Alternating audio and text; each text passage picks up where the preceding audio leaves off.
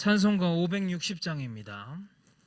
찬송가 560장. 주의 발자취를 따름이 어찌 즐거운 일 아닌가. 함께 찬양하시겠습니다. 주의 발자취를 따름이 어찌 즐거운 일 아닌가. 맘에 맑은 하늘 열리고 밝은 빛이 비친다. 발자취를 따라가자. 기쁜 마음으로 발자취를 따라가자. 찬송하며 즐겁게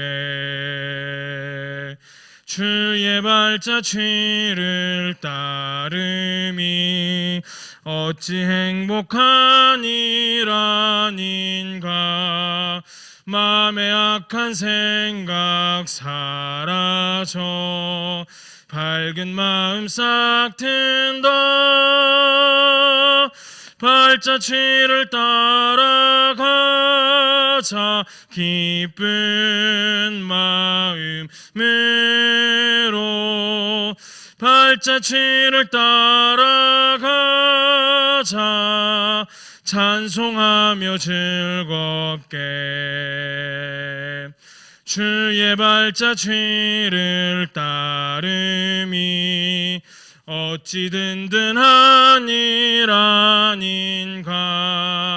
마음의 두려움은 사라져 새로운 힘 솟는다. 발자취를 따라가자. 기쁜 마음으로 발자취를 따라가자. 찬송하며 즐겁게. 3절입니다. 주의 발자취를 따름이 어찌 든든한 일 아닌가. 마음의 두려움은 사라져 새로운 힘 솟는다. 발자취를 따라가자. 기쁜 마음으로 발자취를 따라가자. 찬송하며 즐겁게. 이 시간 찬양을 기억하시면서 함께 기도하시겠습니다. 주님, 오늘도 내 삶 가운데에 깨닫는 지혜를 허락하여 주시옵소서. 주님의 말씀을 보게 하시고 주님의 말씀을 듣게 하여 주시옵소서. 하여 주님의 말씀 안에서 즐거운 길을 걸어가게 하시고 행복한 길을 걸어가게 하시며 주님 말씀 안에서 늘 기쁨으로 주님과 함께 걸어가는 삶이 되게 하여 주시옵소서. 이 시간 또 들려지고 깨달아지는 말씀 가지고 세상 가운데 살아가는 우리의 삶이 되게 하소서. 믿음으로 살게 하소서. 이 시간 함께 기도하시겠습니다. 기도합니다.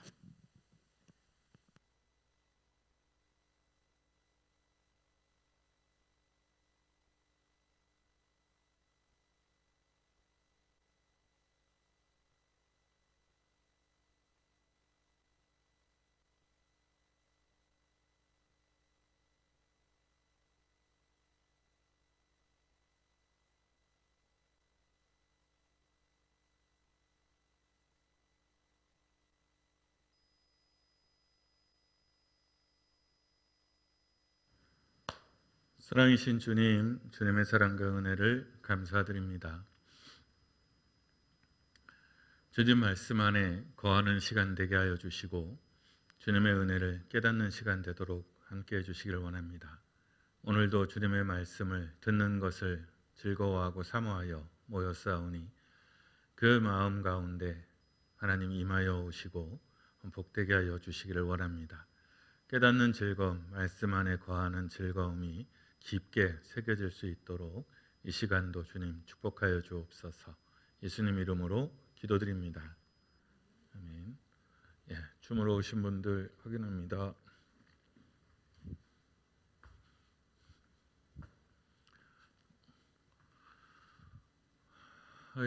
반갑습니다. 유선희 권사님, 최상욱 장로님, 성인경 권사님, 이지연 집사님, 전원자 권사님, 서욱경 권사님, 유미영 집사님, 오유미 집사님, 김은주 집사님, 황혜숙 권사님, 강혜선 집사님은 좀 또 지각인가? 모범생이긴 한데 오늘은 5번째 시간인가요? 공감복음서. 오늘은 제자들을 부르는 장면이에요. 제자들을 부르는 장면인데 오늘은 조금 내용이 좀 짧기는 해요.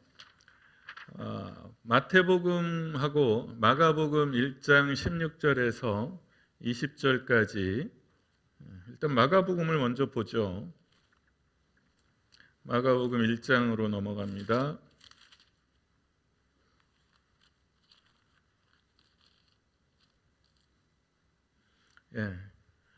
어부들을 부르시다. 마가복음 1장 16절에서 20절까지 먼저 함께 교독하겠습니다. 갈릴리 해변으로 지나가시다가 시몬과 그 형제 안드레가 바다에 그물 던지는 것을 보시니 그들은 어부라. 예수께서 이르시되 나를 따라오라. 내가 너희로 사람을 낚는 어부가 되게 하리라 하시니 곧 그물을 버려두고 따르니라. 조금 더 가시다가 세베대의 아들 야고보와 그 형제 요한을 보시니 그들도 배에 있어 그물을 깁는데 다 함께 곧 부르시니 그 아버지 세베대를 품꾼들과 함께 배에 버려두고 예수를 따라가니라.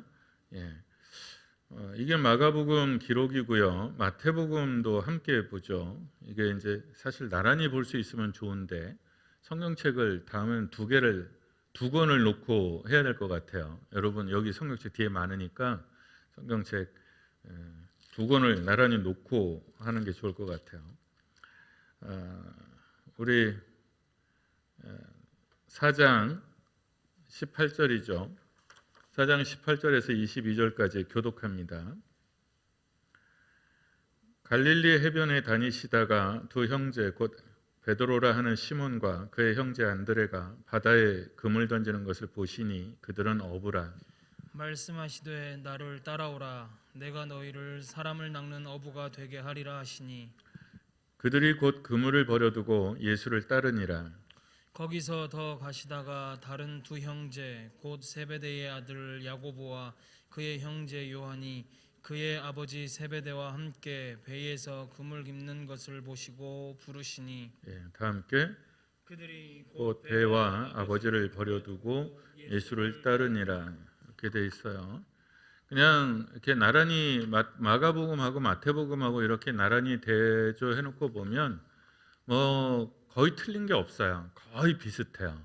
그러니까 이제 마가복음을 원본으로 해서 마태복음을 썼다고 치면 마가는 이제 좀 축약적이라고 그랬죠. 문장이 축약이 있어요. 생략이 되어 있는 것이 있는데 마태는 조금 더 정상적이라고 해야 되나요? 그러니까 마가가 좀 이렇게 줄여놓은 거를 마태는 조금 자세하게 풀어놓은 이제 그런 건 있어요. 그렇지만 뭐 그다지 다른 건 없습니다. 이제 첫 앞머리를 비교하면 마가복음은 시몬과 그 형제 안드레 이렇게 표현했어요. 갈릴리 해변에 다니셨고요. 시몬과 그 형제 안드레. 마태복음은 두 형제 베드로라 하는 시몬과 그의 형제 안드레 이렇게 표현했어요. 그리고 둘 다 갈릴리 해변 이렇게 표현했고요. 그러니까 이제 유대적인 표현을 했어요. 그러니까 마가복음은 헬라어로 쓰여지고 뭐 이렇게 해서 그렇긴 한데 표현 방식은 굉장히 유태적이에요. 그래서 왜 구문이라고 그러죠? 그러니까 한국이 쓰는 구문, 이렇게 문장이 있고 일본 사람들이 쓰는 문장이 있고 중국 사람들이 쓰는 문장이 이게 다 달라요. 그 특징들이 다 다른데 마가복음과 마태복음 문장적 구문론이라고 보면 굉장히 비슷해요. 다만 마가복음은 문장 구사에 있어서 좀 간결한하고 좀 축약한 게 있고 마태는 이제 마태복음이 이렇게 뭐라 그럴까요? 에버리지 보통 유대적 표현의 평균치인 것 같아요. 마가복음하고 마태복음에서 다른 건 딱 하나죠. 베드로라 하는 시몬. 그러니까 앞에는 마가복음은 시몬이라고 그랬어요. 예, 시몬은 시므온이에요. 시몬은 시므온에서 나온 말이에요. 그러니까 이스라엘 사람들은 대부분 다 자기 조상의 이름을 따는데 시몬은 시므온에서 나온 이름이에요. 근데 시므온은 우리가 다 알다시피 시므온 지파는 별 볼 일 없는 지파예요. 왜냐하면 야곱이 되게 그 저주한 지파잖아요. 그래가지고 사실 쪼그라들어요. 쪼그라들어서 시므온 지파가 유다 지파에 사실상 병합돼요. 그래서 그다지 별 영향력을 못 키웠는데 시몬이라는 이름이 되게 많아요. 이 시대에. 이 시대에 시몬이라는 이름이 되게 많은 것은 중간 시기에 독립운동에서 그야말로 큰 공을 세운 사람이 시므온이었어요. 그래서 이 시대에 가장 인기 있는 이름이 시므온이었어요. 시므온. 그래서 시몬이에요. 그러니까 베드로의 원래 이름은 시몬이었어요. 베드로는 뭐죠? 예수님께서 붙여준 이름이에요.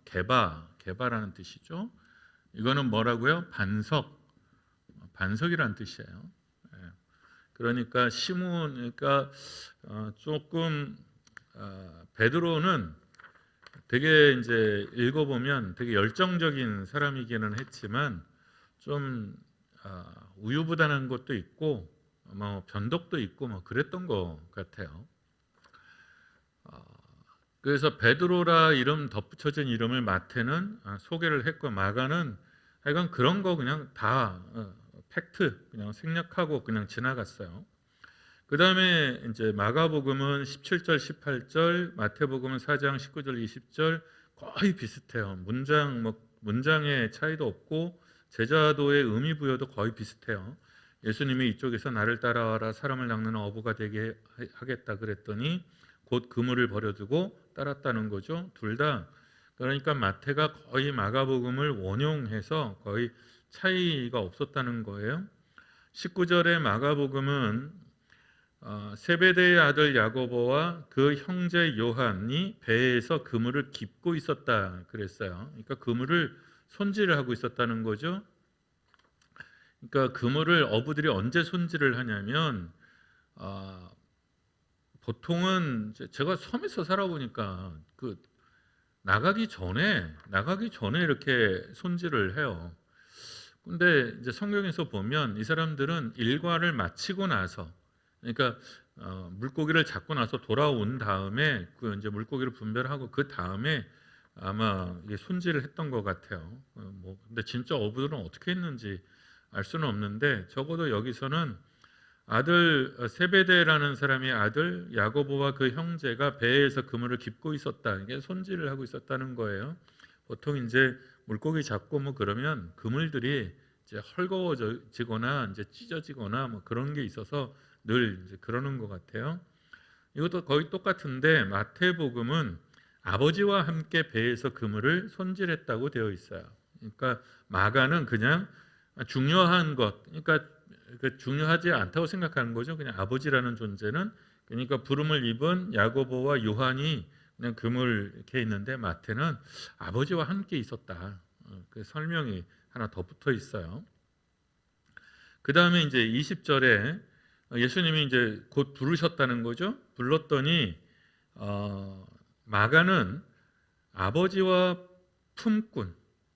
그러니까 마가는 뭐라고 했냐면 마가는 요한과 야고보가 아버지와 품꾼을 버려두고 떠났다는 거야. 그러니까 아버지와 품꾼을 버려두고 떠났다는 건 뭘 의미해요? 그냥 지금 하고 있는 일을 버려두고 떠났다는 뜻이에요. 그리고 요한과 야고보의 집에 뭐가 있었다는 뜻이에요? 품꾼이 있었다는 거잖아요. 배가 있었고 품꾼이 있었다는 거예요. 그러니까 요한과 야고보의 집은 품꾼을 둘 만한 적어도 중상 이상의 경제력을 가진 사람들이었다. 그래서 실제로 이 집은 지역 유지였던 것 같아요. 그러니까 배 한 척만 가지고 있었던 사람이 아니라 여러 척을 가지고 있었던 사람이고, 또 예루살렘의 어떤 사람들하고도 왕래가 있었던 그 정도의, 나름대로 갈릴리 지역에서 제법 잘 사는 사람이었던 것 같아요. 예. 그런데 마태는 뭐라고 되어 있냐면 배와 아버지를 버려뒀다는 거예요. 품꾼은 누구의 품꾼이죠? 품꾼은 아버지의 품꾼이에요. 그럼 배는요? 배는 아버지의 것이긴 하지만 누구 것이 돼요? 요한과 야고보의 것이 돼요. 그러니까 마가보다는 마태가 어떻게 해요? 이 요한과 야고보가 버려둔 것에 대해서 조금 더 강조하고 있는 거예요. 근데 마가는 뭐 별 그런 거 크게 신경 쓰는 것 같지 않아요. 그냥 이렇게 뭐 별 의도가 있어서 쓴 건 같지 않고 그냥 현장에 있는 곳에서 아마 그랬던 것 같아요. 그런데 배와 아버지와 품꾼보다는 배와 아버지가 조금 더 센 표현이에요. 굳이 치면. 그러니까 이렇게 보면 넉절 5절밖에 안 되잖아요. 되게 담백하게 처음 부르신 거를 되게 담백하게 표현했잖아요. 그러니까 예수님께서 갈릴리 해변에 다니시다가 제자들을 부르셨다는 거예요. 그런데 이거는 조금 독특한 얘기죠. 그러니까 역대로 이제까지 모든 성인들이나 스승이나 선생들은 다 제자들이 찾아와요. 제자들이 찾아오지 선생이 찾아다니지 않아요. 그런데 예수님만 제자들을 찾아다니는 거죠. 이것도 이제 독특하죠. 그러니까 이게 선교죠, 선교예요. 그러니까 우리 하나님의 특징이 뭐예요? 찾아오시는 하나님, 임하여 오시는 하나님이에요. 찾아오시고 임하여 오시는 하나님이죠. 저 멀리 계신 하나님이기도 하지만 저 멀리 계신 하나님이 우리에게 임하여 오시는 거고, 예수님도 마찬가지죠. 그래서 임마누엘의 표상, 너희와 우리와 늘 함께하는 존재, 그게 복음이에요. 그러니까 이 시대의 신관으로서는 그러지 않는다니까요. 굳이 사람이 찾아가야 되고 이렇게 해야 되는데, 우리 하나님은 우리를 만나러 오시는 분이에요. 예수가 복음이에요. 그러니까 마태와 마가는 이렇게 사실상 담백하게 그냥 그려져 있는데, 문제는 누가복음이에요. 누가는 다른 얘기를 해요. 그러니까 타임라인으로는 조금 헷갈려요. 타임라인으로 보면 이게 어디가 선후가 있는지 알 수는 없어요. 근데 누가복음은 결이 아주 다릅니다. 누가복음으로 넘어가 보죠. 5장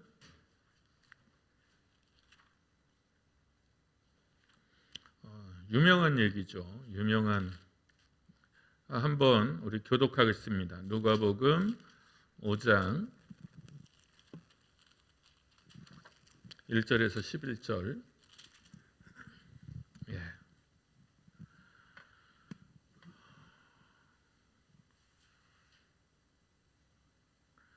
무리가 몰려와서 하나님의 말씀을 들을새 예수는 게네사렛 호숫가에 서서 호숫가에 배 두 척이 있는 것을 보시니 어부들은 배에서 나와서 그물을 씻는지라. 예수께서 한 배에 오르시니 그 배는 시몬의 배라. 육지에서 조금 떼기를 청하시고 앉으사 배에서 무리를 가르치시더니 말씀을 마치시고 시몬에게 이르시되 깊은 데로 가서 그물을 내려 고기를 잡으라. 시몬이 대답하여 이르되 선생님, 우리들이 밤이 새도록 수고하였으되 잡은 것이 없지만은 말씀에 의지하여 내가 그물을 내리리이다 하고, 그렇게 하니 고기를 잡은 것이 심히 많아 그물이 찢어지는지라. 이에 다른 배에 있는 동무들에게 손짓하여 와서 도와달라 하니 그들이 와서 두 배의 채움에 잠기게 되었더라. 시몬 베드로가 이를 보고 예수의 무릎 아래에 엎드려 이르되 주여 나를 떠나소서 나는 죄인이로소이다 하니 이는 자기 및 자기와 함께 있는 모든 사람이 고기 잡힌 것으로 말미암아 놀라고 세베대의 아들로서 시몬의 동업자인 야고보와 요한도 놀랐음이라. 예수께서 시몬에게 이르시되 무서워하지 말라 이제 후로는 내가 사람을 취하리라 하시니 다 함께 그들이 베드로를 육지에 대고 모든 것을 버려두고 예수를 따르니라. 예, 누가복음은 좀 결이 다르죠. 우선 1절의 배경이 뭐예요? 무리가 몰려와서 하나님의 말씀을 들었다는 거예요. 그러니까 마가복음은 세례를 받으시고 광야에 갔다가 갈릴리에서 있는데 바로 제자들을 선택하면서 그러니까 제자들을 선택하면서 일을 사실상 시작한 거잖아요. 그런데 분위기가 그래요. 선을 알 수는 없어요. 그러니까 성경이 어떤 팩트에 우리가 신문 보도하듯이 이렇게 쓴 것이 아니라는 것을 기억하셔야 돼요. 그런데 누가복음에 의하면 누가복음은 이미 예수님께서 이 일 저일을 해요. 시험을 받고 나온 다음에 갈릴리 여러 회당에서 가르치셨고 나사렛에서 배척을 받으셨고 더러운 귀신을 물리치셨고 온갖 병자를 고치셨어요. 그러니까 이 4장이 앞에 있는 4장의 여러 이야기들이 5장보다 앞서 있는 건지 5장이 이제 원래 제자들을 먼저 선택하셨는데 일어난 사건들을 먼저 기록한 건지 그거는 알 수 없어요. 그러니까 그건 알 수 없는데 적어도 지금 누가복음 상에는 제자들을 선택하기 전에 예수님께서 여러 활동을 했고 사람들이 많이 모여왔어요. 모여온 상태에서 이제 베드로를 부르는 거죠. 그런데 하나님의 말씀을 들을새 예수는 게네사렛 호숫가에 갈릴리 호수라고 하지 않고 게네사렛 호수라고 그랬어요. 그러니까 우리는 백두산이라고 그러고요. 중국 사람들은 뭐라고 그래요? 장백산이라고 그러잖아요. 그런 거와 같은 거예요. 그러니까 게네사렛 호수라는 건 갈릴리 호숫가에 있는 마을이거든요. 이제 이방 이름이잖아요. 그러니까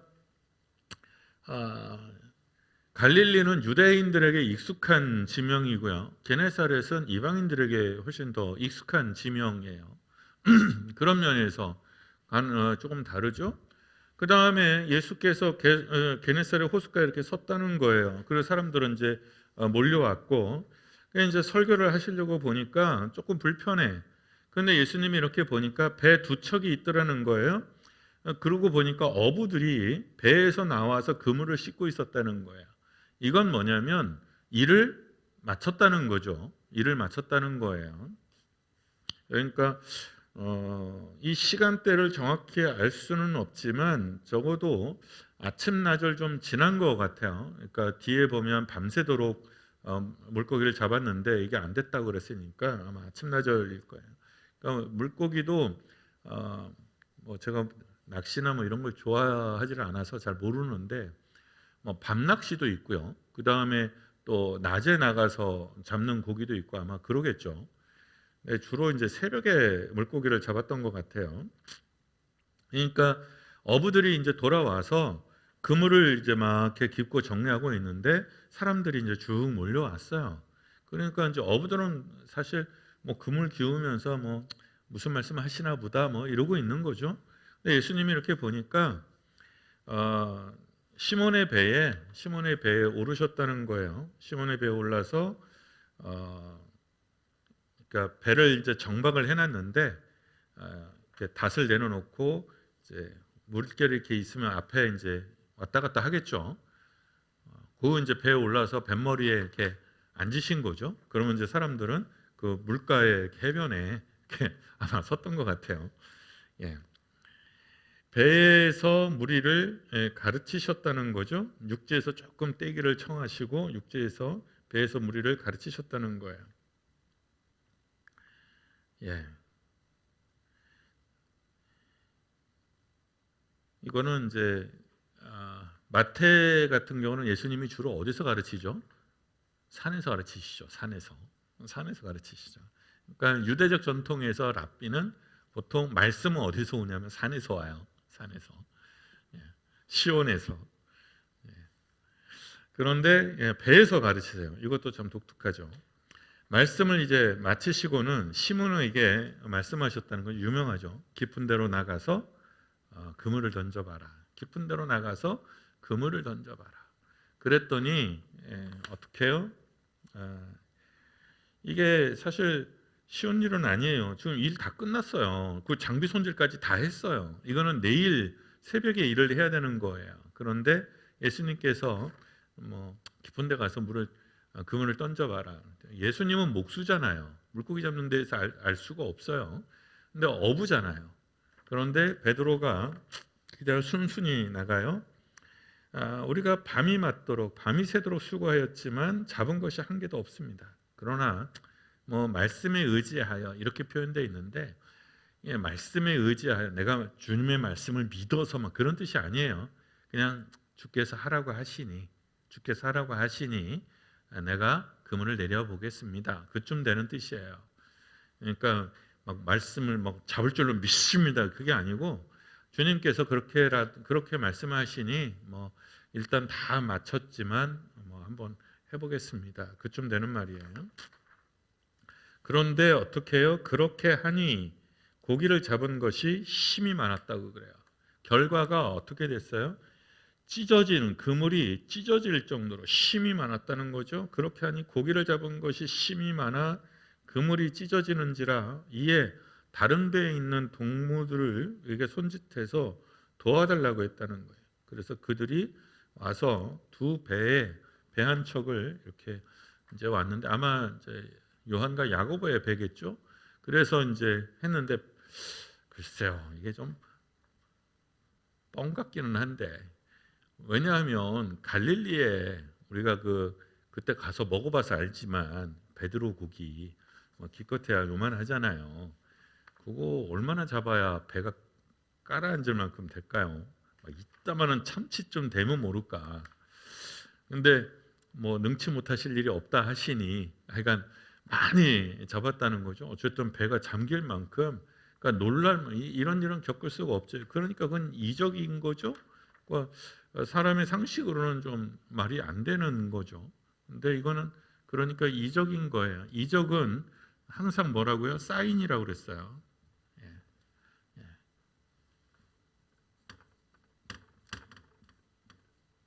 이게 제 사인이에요. 이게 제 사인이에요. 이게 사인이라는 뜻이에요. 그러니까 신호라는 뜻이죠. 서명이라는 시그니처, 서명이라는 뜻도 있어요. 그러니까 신호예요. 신호. 사인은 신호이기도 하고 표시이죠. 이거는 저를 표시하는 사인이잖아요. 그러니까 그리스도인 것을 표시하는 것을 이적이라고 부르는 거예요. 이적이라. 예. 그러니까 이제 베드로가 이를 보고 예수의 무릎 아래 엎드려서 이르되 주여 나를 떠나소서 나는 죄인이로소이다. 이게 이상해요. 나를 떠나소서. 나 같은 거에 연연하지 마소서 그런 뜻이죠. 나를 떠나소서 나는 죄인입니다. 이렇게 했어요. 나는 죄인입니다. 아니 왜 베드로는 죄인이라고 그랬을까요? 자기를 일컬어서 그랬을 때 누가는 어떻게 해석했냐면 너무 놀래서 뭐 굳이 이 문맥에서 보면 9절 10절에서 보면 자기와 함께 있는 모든 사람이 고기 잡힌 것으로 말미암아 놀라고 또 동업자인 야고보와 요한도 놀라서 무서워했다는 거죠. 이건 이제 놀라운 이적을 봤기 때문에 신의 힘을 봤기 때문에 놀라서 이제 난 무조건 죄인입니다. 이렇게 고백한 거다. 이럴 수 있어요. 그런데 이제 전반적으로 이렇게 보면 누가복음의 앞에 보면 시몬의 장모를 고쳐준 얘기가 앞에 있어요. 그러니까 예수님은 이미 이 시몬의 베드로의 배에 타기 전에 시몬과 알았다는 것을 암시하죠. 그리고 이제 마태마가 누가복음에는 없는데 요한복음에 보면 일찍 한번 예수님을 만나요. 그러니까 세례를 받았을 때 그 직후에 요단강에 머물러 계실 때 안드레 그러니까 베드로의 형제 안드레는 요한의 제자였어요. 그러니까 이 사람은 이제 추측컨대 보통 이제 물고기 잡고 생업에 종사하다가 뭐 이제 좀 틈이 있거나 말미가 있으면 요한에게 찾아가서 그 무리에서 함께 생활하면서 배우기도 하고 했던 그런 사람이었던 것 같아요. 그러니까 안드레가 베드로를 데리고 와요. 그래서 예수님께 소개를 해요. 예수님이 거기서 요한복음에서 예수님이 그때 너가 지금 시몬이지만 게바라 할 거다라고 이름도 줘요. 그러니까 그렇게 보면 그것을 타임라인으로 정확하게 뭐 이렇게 할 수는 없겠지만 굳이 상상을 하면 베드로는 예수님을 알았어요. 그러니까 만난 적이 있다는 거죠. 적어도 앞에 여러 번 만난 적이 있는 거예요. 그러니까 안드레의 소개로도 예수님을 만났고, 그러면 안드레가 굳이 베드로를 예수님께 왜 소개했겠어요? 야, 우리 삶의 목적이 여기서 끝나는 건 아닌 것 같다. 우리가 나는 요한의 제자였지만 이제 예수님의 제자로 넘어가야 될 것 같다라는 초청이죠. 그러니까 제자가 되자라는 권유를 베드로는 안 따른 거라고 봐야 돼요. 그런데 안 따랐는데 예수님이 어떻게 해요? 굳이 이 갈릴리까지 오시고 베드로가 일하는 곳까지 찾아오셨다는 것은 찾으러 굳이 베드로를 정말 제자 삼겠다라고 작정하시고 찾아오셨다는 것을 의미해요. 그러니까 그 앞에는 거절했던 것 같다라는 거지. 그러니까 너는 여기서 머물러 있을 사람이 아니야. 넌 베드로야. 넌 베드로가 될 거야. 그랬는데 거절한 거죠. 저는 그렇게 상상을 합니다. 저는 그렇게 상상을 해요. 예. 그 다음에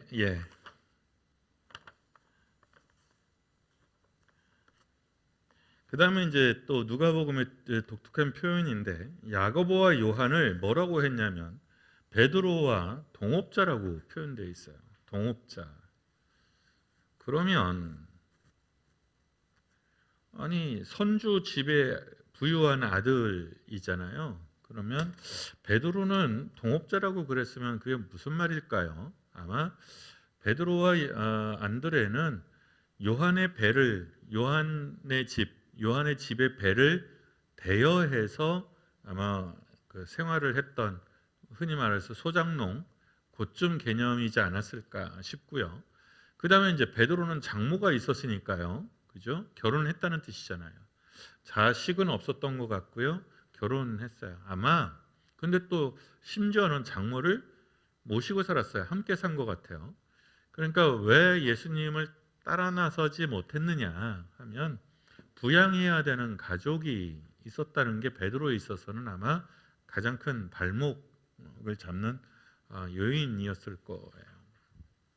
이제 훗날 예수님 부활하시고 그리고 이제 교회 시대가 열렸을 때 베드로는 부부금술이 좋았던 것 같아요. 항상 그 아내를 데리고 동반해서 그 순례를 했어요. 그래서 이제 사도 바울이 그렇게 얘기를 하죠. 나도 그럴 권리가 있다.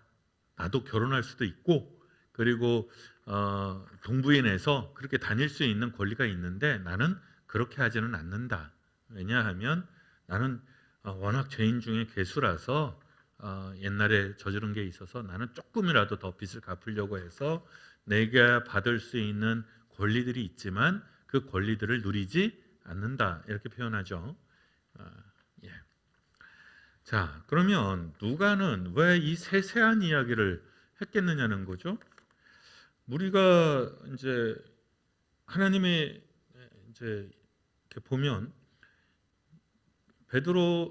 예수님께서 이미 일을 하시고 그리고 사람들은 찾아왔고 그리고 이제 물고기를 잡고 자 누가복음은 마태복음하고 마가복음하고는 좀 다른 관점이라고 그랬어요. 그러니까 누가복음의 관점은 뭐죠? 사도행전적 관점이라고 그랬어요. 그러니까 항상 읽을 때 가령 이런 거죠. 밤이 새도록 수고하였지만 얻은 것이 없습니다. 성경을 읽는데 어느 날 밤이 맞도록 수고하였으되 얻은 것이 없지만 눈물이 쭉. 왜 그럴까요? 눈물 안 흘려보셨죠? 저는 몇 번 흘려봤어요. 이렇게 이 본문에서 이렇게 밤이 새도록 수고하였지만 쭉. 그게 뭐죠? 내가 지금 뭔가 나름대로 목적을 세워서 열심히 했는데 연락에 했는데 실패로 돌아가거나 손에 얻은 게 없다고 생각할 때 눈물이 주르륵 나는 거죠. 허탈하고. 그러니까 이 말씀이 내게 이제 그걸 이제 철학적으로 표현하면 실존적이라고 표현하죠. 내 실존, 내 현실과 이 베드로의 현실이 마주칠 때 우리가 소위 말해서 공명한다고 하기도 하고 울린다고 그러죠. 그랬을 때 베드로의 심정이 훅 이해가 되는 거잖아요. 그러면 밤이 새도록 수고한 사람은 누구냐는 거예요. 밤이 새도록 수고한 사람. 그래서 얻은 것이 없는 사람. 누구죠? 그러니까 이거는 누가의 공동체죠. 누가의 공동체예요. 그러니까 근데 이건 진짜 되게 실존적이죠. 보통 웬만한 사람이라면 다 이런 경험을 하죠. 그죠? 여러분들은 막 공부하면 공부한 대로 막 점수 다 맞추고 막 일하면 쉐리 그 월급 다 받고 막 그렇게 안 되죠. 내가 봉사하고 헌신하고 수고하고 막 그랬지만 어떻게 보면 내 손에 쥔 것은 내가 일한 것에 비해서 적은 것이 보통 우리의 현실이잖아요. 밤이 맞도록 수고하였지만 얻은 것은 없다. 그게 보통 사람들의 실존일 수 있어요. 그리고 초기 교회 공동체의 실존일 수 있어요. 그리고 선교적인 상황에 얻을 수 있는 그런 실존일 수 있어요. 제가 개인적으로 지원하는 이제 목사님이 계신데 이제 선배님이라 제가 학교 다닐 때 워낙 신세를 많이 져서 개인적으로 이제 지원을 하는데 독일에 이제 있거든요. 독일에 이제 유학생을 상대로 이제 하는데 어느 날 그래요. 되게 이제 지친 것 같더라고요. 그러면서 한탄을 하는 거죠. 야, 대한민국 어떡하려고 그런지 참 걱정이다. 그래서 왜요? 그랬더니 아니 독일 정도의 유학을 오는 애들이라면 하이클래스 애들 아니냐? 하이클래스 애들이지 않냐? 근데 애들이 이제 몇 년 동안 이제 목회를 했는데 인사치레를 제대로 하는 놈이 한 놈도 못 봤다는 거예요. 이게 무슨 말이냐면 늘 이제 교회 나와서 예배를 드리고 봉사도 하고 밥도 먹고 이제 그러고 상담도 하고 막 그러잖아요. 또 어느 날 교회 안 나와. 어느 날 안 나와. 그래서 몇 주 지나서 전화를 해보면 귀국을 했대. 졸업을 해서. 그리고 전화 한 통 없고 메일 하나 없다는 거예요.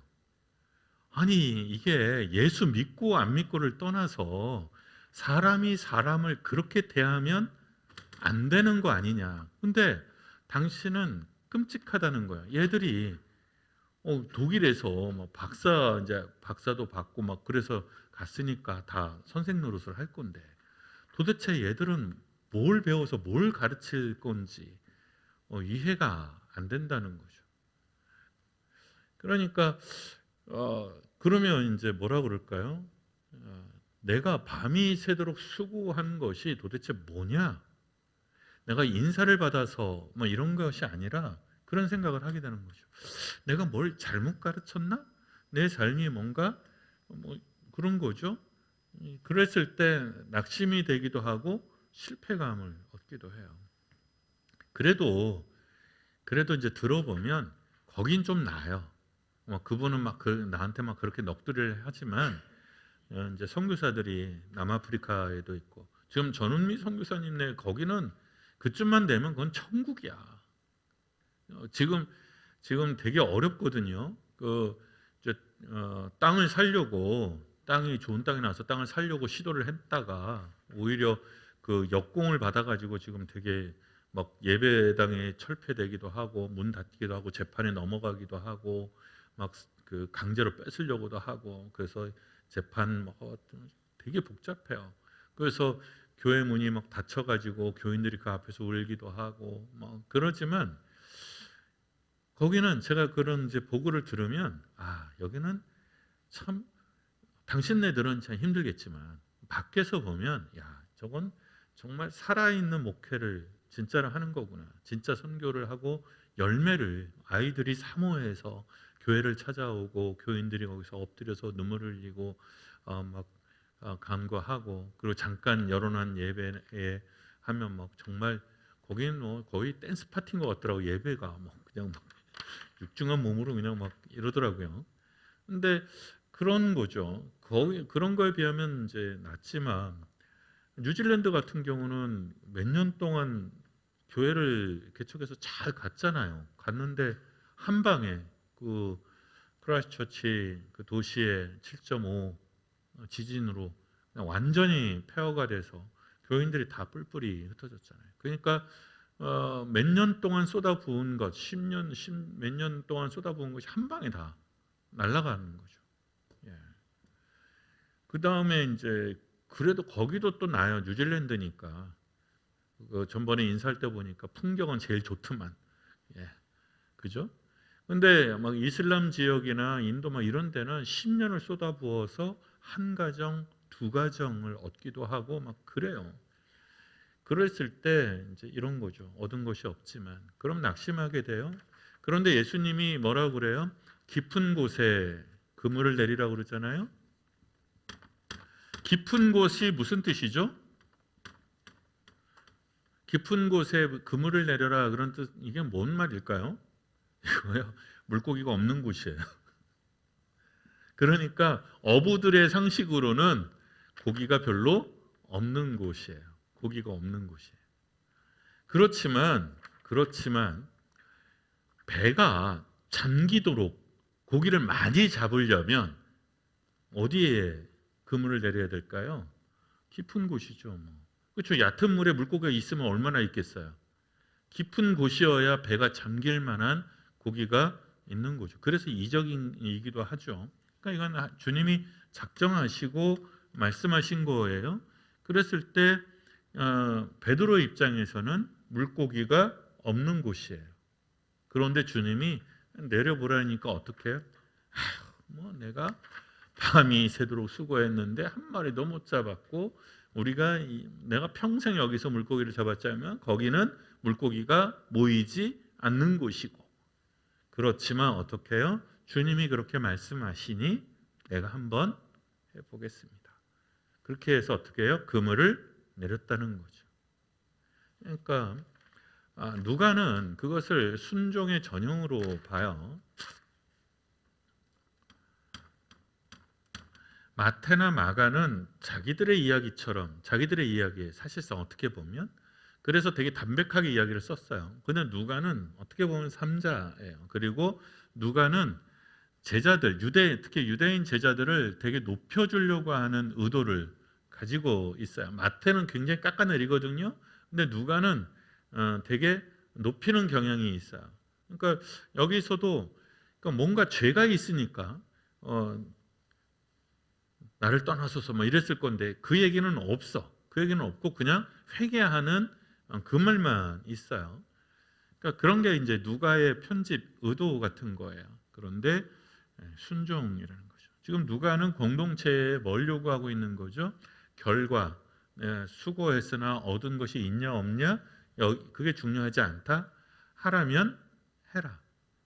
깊은 곳에 그물을 내리라 하면 거기에 그물을 내려라. 그게 누가 공동체에게 지금 주고 있는 거죠. 그랬더니 결과가 어땠어요?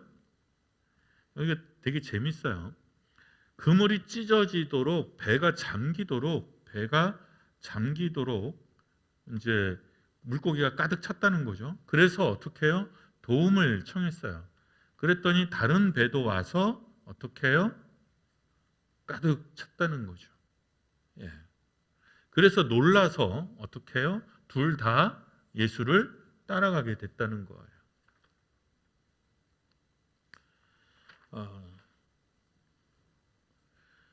우리 교회가 대박이 터져가지고 막 복적복적하게 됐어요. 그래서 우리가 견딜 수가 없어서 우리 힘으로 다 안 돼서 옆에 있는 교회에 도와달라고 청을 했어요. 그랬더니 청을 해서 그 도움을 요청을 받아서 가서 도왔더니 그 배마저도 이렇게 대박이 터졌다는 거죠. 예. 도와달라면 도와줄까요? 딴 교회가. 딴 교회가 우리 도와달라 그러면 우리는 돕나요? 그러니까 이게 입장을 바꿔놓고 생각해 보면 되게 웃긴 거예요. 자, 우리 교회가 뭐 대박이 터져가지고 뭐 도와달라 그러면 도와줄까요? 그러면 생각해 보면 잘 안 도와줄 것 같죠. 또 우리 교회가 어려움에 처해 있어서 도와달라 그러면 잘 안 도와줄 것 같죠. 나쁜 새끼들. 교회들이 문제야. 이렇게 생각할 수 있잖아요. 그런데 입장을 바꿔놓고 생각해 보면 다른 교회가 우리한테 요청을 하면 우리 교회는 돕느냐는 거지. 우리 교회는 도울까요? 안 도울까요? 예, 돕기는 합니다. 돕기는 하지만 이만큼. 너무 많이 와.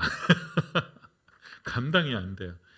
전에는 이제 사무실하고 제 방하고 이렇게 차이가 별로 없어서 우편물을 거의 제가 1차적으로 다 수납을 했거든요. 근데 우편물에 하여간 거의 뭐 매일 오다. 존경하는 박진영 목사님, 제 이름을 어떻게 알았는지 모르겠어요. 존경하는 박진영 목사님. 그리고 그 읽으면요 정말 막 세상의 그 불행은 다 끌어안은 것 같아요. 근데 처음에는 그게 다 양심의 가책이 돼서 너무 힘들었는데 자꾸 읽다가 보니까 패턴이 있어요. 이 지하철에 있는 패턴이 있어요. 그리고 모르겠어요, 여러분. 우리 어렸을 때는 그 버스에 가끔 그 상이용사 아저씨들이 올라와서 볼펜 2개 이렇게 하고 내가 월남에서 뭐 이래가지고 그 강매하고 막 그랬었거든요. 시골에는 그런 일이 없었죠. 서울에는 그런 일들이 있었답니다. 그러니까 이게 뭐랄까 마음이 좀 강팍해지더라고요. 그러니까 정말 도움을 청하는 건지 이거 뭐 사기치는 건지 알 수가 없어요.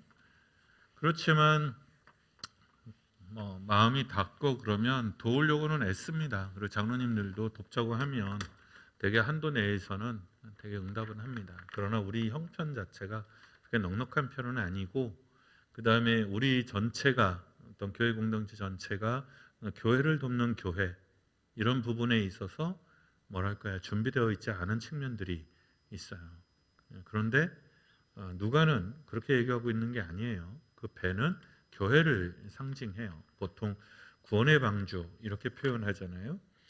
그러니까 누가복음은 제자들을 선택함에 있어서 마태와 마가와는 달리 선교적인 지평 속에서 이 제자들을 선택하시고 그리고 그 이적들을 그렇게 풀어가고 있다는 것을 알 수 있어요. 마태와 마가는 담백하게 그야말로 모든 것을 버려두고 담백하게 따라 나온 이야기. 그러니까 이건 유대적 가르침이에요. 모든 것을 버려두고 따라 나가는 것. 이거는 유대적 전통의 가르침이죠. 그러니까 믿음이란 기본적으로 믿음은 버려두고 가는 거예요. 그런데 누가복음은 버려두고 간다는 개념이 살짝 약해져 있죠. 누가복음에서 강조되는 건 뭐예요? 순종이죠. 이렇게 해라. 그랬더니 그랬다는 거고 마태와 마가는 버려두는 것이 중요해요. 왜? 마태와 마가의 공동체, 특히 유대 공동체의 지금 신앙적 과제는 뭐예요? 그 혈통, 혈족적인, 민족적인 열망, 민족적인 꿈, 민족적인 자부심을 어떻게 해요? 내려놔야 되는 거예요. 내려놔야 되는 거예요. 근데 그게 쉽지 않죠. 그랬을 때 아버지와 아버지의 배로 상징되는 그것을 버려두지 않고서는 유대인들은 한 걸음도 나갈 수 없다는 거예요. 그러니까 그거는요, 우리도 마찬가지예요. 역사적으로나 사회적으로 지금 전 세계가 위험에 처해 있죠.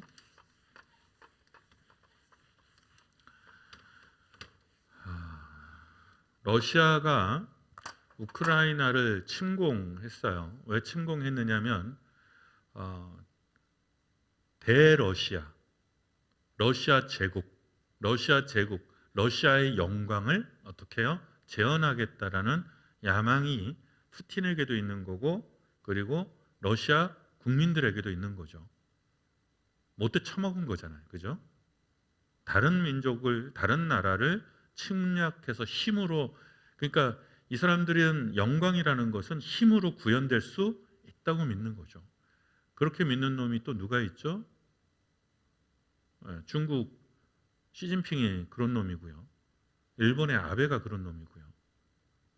그러면요, 미국은요? 미국도 그래요. 그리고 지금 잘못은 기본적으로는 미국이 너무 큰 욕심을 부리는 측면이 있어요. 그러면 우리는 어떻겠어요? 그러니까 그 영광을 내려놓으라는 거예요. 근데 생각해보면 그 혈통, 피의 영광이잖아요. 혈통의 영광이에요. 혈통에서 대한민국, 대일본 제국, 대미국, 대러시아, 대영 제국을 꿈꾸는 거죠. 그것을 위해서 전쟁도 불사하고 다른 사람을 억압하기도 하고 뭐 전쟁하는 것을 당연히 여기는 마음, 그거 범죄예요. 그거 범죄입니다. 그런데 유대인들도 유대인의 꿈이 그런 거니까요. 그런데 하나님 앞에서는 그런 것이 필요하긴 해요. 그러니까 우리가 다른 동네가 다 그러고 있는데 우리가 무장해제할 수 없잖아요. 그죠? 그러니까 우리가 우리의 삶을 지킨다는 현실태 안에서는 어쩔 수 없는 측면이 있기는 해요. 그러나 그게 이상이 되면 그건 범죄예요. 범죄예요.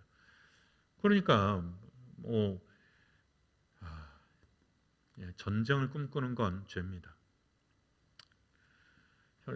혈통에서 벗어나서 하나님의 나라를, 하나님의 의를 이루어가는 것, 그게 지금 누가가 꿈꾸는 거고요. 그리고 마태, 마가가 가르치고 있는 거죠. 그런데 말하기, 남의 얘기하기는 쉽지만 실제로 우리에게 닥치면 그건 너무너무 힘든 얘기다. 힘든 얘기다. 일본도 그렇지만 우리도 좀 차별적인 생각이 있잖아요. 그래서 우리가 모든 주도권을 내려놓고 베트남 사람이랑 인도네시아 사람이랑 태국 사람들이랑 똑같이 형제로서 뭐 이렇게 둥구리 그렇게 살자 그러면 교회가 먼저 쫓겨날 거예요. 왜? 민족적인 열망은 그런 게 아니거든. 한국의 민족적인 열망은 유럽과 미국과 뭐 이런 거는 되지만 저 못 사는 사람들, 좀 까만 사람들 뭐 이런 생각들이 있는 거죠. 말씀드리지만 범죄입니다. 사람을 혈통으로나 색깔로나 가진 거나 배운 거나 이런 것으로 사람을 판단하면 그건 죄예요. 그러니까 예수님은 그렇게 하지 않으셨어요. 그리고 그러지 않았기 때문에 우리가 지금 이 자리에 있는 거고요. 유대적 관점에 보면 우리는 인간도 아니었어요. 인간도 아니었어요. 그러니까 선교적 지평은 온 세상을 품어 안는 거죠. 누가복음이 그런 지평을 가지고 있는 거고 마태와 마가도 그런 지평을 가지고 있는데 다만 지금 발등의 불이 이제 훨씬 더 치열한 거죠. 왜? 자신들의 문제니까. 아비집을 버려두는 것. 마태와 마가는 믿음이 거기서 출발하고요. 누가는 세상으로 나아가는 것, 순종하는 것. 어느 게 먼저냐? 둘 다 중요해요. 오늘은 여기까지입니다. 자, 오늘 좀 일찍 끝났네요. 본문이 좀 짧아서 좀 확인해 보시죠. 오늘 많이 들어온 것 같은데 다른 때보다 예, 송재실 권사님 좀 늦게 들어오셨네. 예, 강혜선 집사님 언제부터 들어오셨어요? 예. 예. 오늘은 여기까지입니다. 짧게 했는데 마태와 마가는 단순히 제자들을 담백하게 전했고요. 그 다음에 믿음의 본질을 버려두는 것, 버려두고 예수를 따르는 것에서 찾았고요.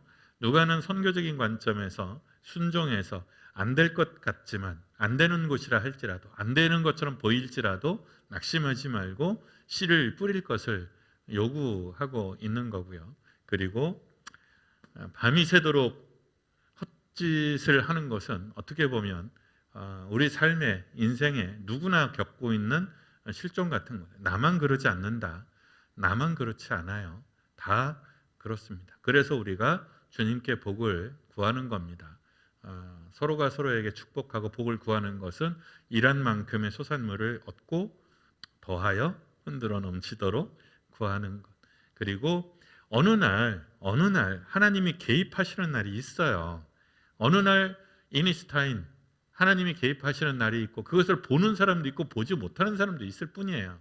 그러나 사람들 보기에는 그게 큰 차이가 있긴 하지만 하나님이라는 영혼이라는 틈에서 보면 큰 차이는 없어요.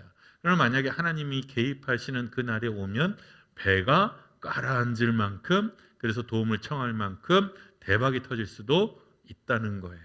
그러니 우리가 해야 되는 것은 뭐냐면 깊은 곳에 그물을 내리고 그리고 씨를 뿌려야 되는 곳에 씨를 뿌리는 것. 이게 오늘 누가복음이 전해주는 교훈입니다. 자, 오늘은 여기까지 기도하겠습니다.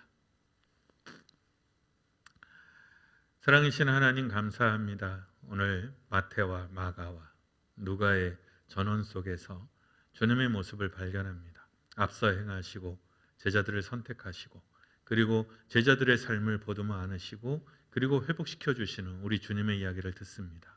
주님 말씀을 따라간 그 사람들처럼 주님의 은혜를 따라가는 우리가 되게 하시고 주님의 말씀과 주님의 뜻대로 그 깊은 곳이라 할지라도 그물을 다시 내릴 수 있는 우리가 되기를 원합니다. 주님, 우리와 함께하여 주시고 이 믿음이 우리 삶에서 구현될 수 있도록 역사하여 주시옵소서.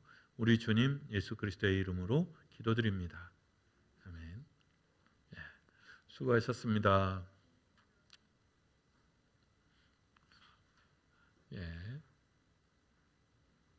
황혜숙 권사님도 들어오셨군요. 늦게